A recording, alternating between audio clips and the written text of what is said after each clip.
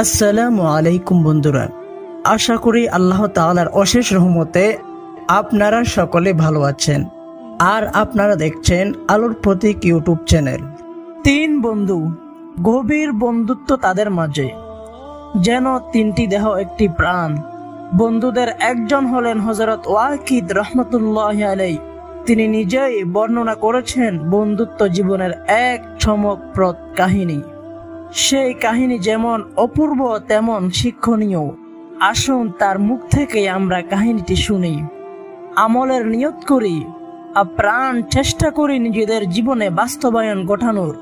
হযরত ওয়াকিদ রহমতুল্লাহ আলাইহি বলেন, আমার দু বন্ধু ছিল, একজন হাশিমি বংশের, অপরজন গায়রি হাশিমি অর্থাৎ অন্য বংশের।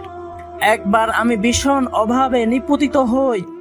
এমন অভাবগ্রস্ত কখনো আমি হইনি। এর মধ্যেই আবার ঈদের দিন আগত হয়। সীমাহীন চিন্তিত আমি।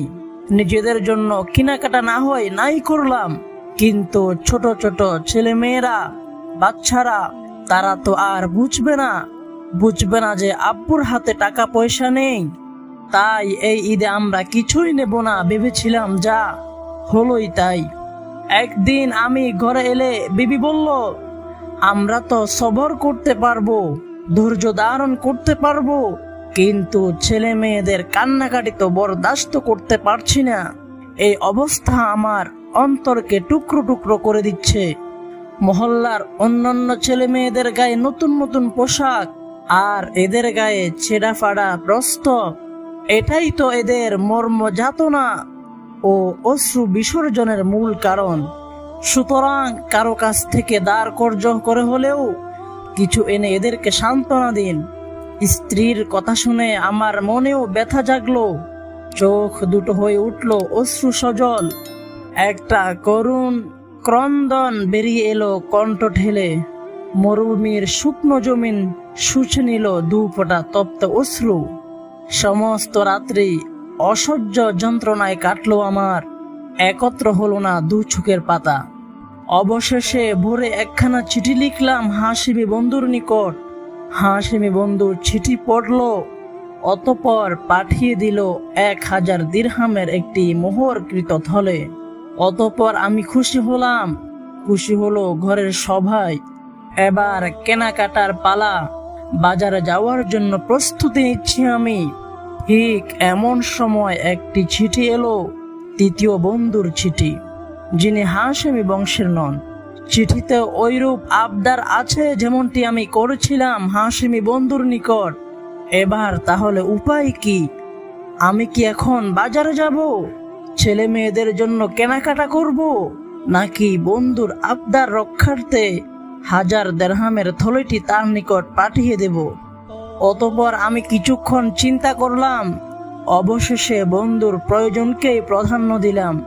ভাবলাম, নিজের প্রয়োজনের তুলনায় অন্যের প্রয়োজনকে বড় করে দেখাই তো ইসলামের শিক্ষা। ইসলামের এই শিক্ষাটি বাস্তবায়নের এই তো মহা সুযোগ। এই সুযোগ কি হাতছাড়া করা যায়? অতঃপর দিরহাম ভর্তি থলেটি পাঠিয়ে দিলাম তৃতীয় বন্ধুর নিকট। এদিকে লজ্জায় বিবির নিকট মুখ দেখাতে না পেরে 2 দিন যাবৎ মসজিদে পড়ে রইলাম। তৃতীয় দিন ঘরে গেলাম, বিবিকে সবকিছু খুলে বললাম। বিবি বলল, আপনি কোনো মন্দ কাজ করেননি, আমার পছন্দের কাজটি আপনি করেছেন। আমাকে এই ব্যাপারে জিজ্ঞেস করলে আমি এই পরামর্শই দিতাম। বিবির কথা সবেমাত্র শেষ হলো, এমন সময় হাশিমি বন্ধু এলো। তার হাতে দিরহামের থলে, ওইটি যেটি আমি হাশিমি বন্ধু থেকে পেয়েছিলাম এবং পরে অভাবের কথা শুনে তৃতীয় বন্ধুর নিকট পাঠিয়ে দিয়েছিলাম। অতঃপর হাশিমি বন্ধু আমাকে বলল, বন্ধু বলো তো আসল ঘটনা কি? আমার দেওয়া থলে তৃতীয় বন্ধুর নিকট গেল কিভাবে? অতঃপর আমি তাকে সব ঘটনা শোনালাম। তারপর বললাম, এবার বলো কেমন করে এ থলে পুনরায় গেল তোমার হাতে? অতঃপর সে হাশিমি বন্ধু বলল, তোমার চিঠি আমার হাতে পৌঁছার সময় এই 1000 দিরহামের থলেটি ছাড়া আমার নিকট আর কিছুই ছিল না।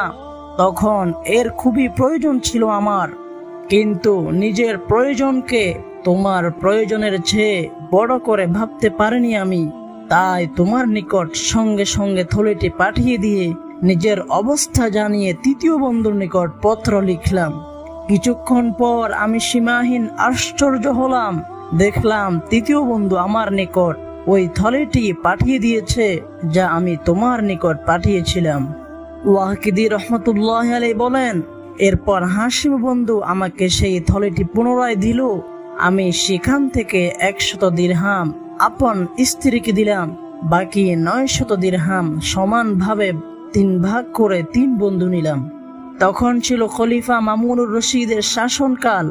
ঘটনাক্রমে এ সংবাদ খলিফার নিকট পৌঁছলে তিনি আমাকে ডাকলেন, সবকিছু বিস্তারিত শুনলেন।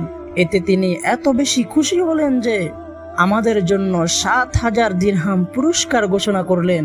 3 বন্ধুর জন্য 2,000 করে 6000 দিরহাম এবং আমার স্ত্রীর জন্য 1000 দিরহাম। বন্ধুগণ, এই তো হলো মুসলমানের চরিত্র, এই তো হলো খাঁটি বন্ধুর পরিচয়, এটি হলো নবীর শিক্ষা, এটি হলো ইসলামের শিক্ষা, এটি হলো হযরত সাহাবায়ে কেরামের আদর্শ।